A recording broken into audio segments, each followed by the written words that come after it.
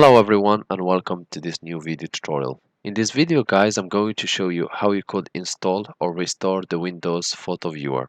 So if you are very familiar with that application and you will like it and you would like to use it on Windows 10, then this video is for you.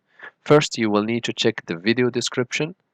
You will find the link to the Microsoft official website where you can download this registry value, and you will need to download it. And once downloaded, click on it with the right button of the mouse, select Merge. Windows will ask you if you want to allow the application to make changes to your device. Just say yes. You can click yes, and the registry editor will pop up with a message saying that the information can unintentionally change, blah blah blah. Are you sure you want to continue? Just click yes. And once you see this message, the keys and the values contained in the file, blah blah blah, have been successfully added to the registry, just click OK.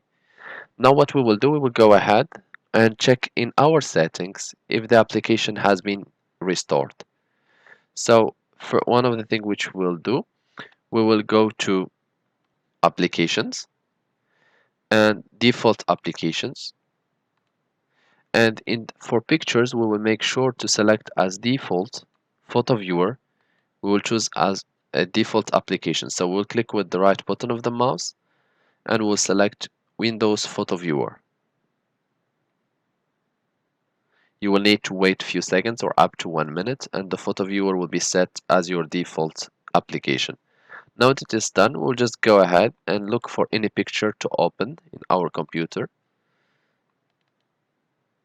And as you can see, the Windows Photo Viewer has become the default application and it has been reinstalled properly.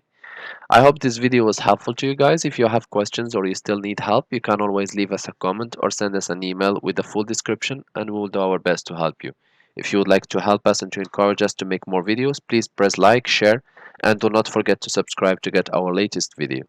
Thank you guys for watching and talk to you soon in a new video tutorial.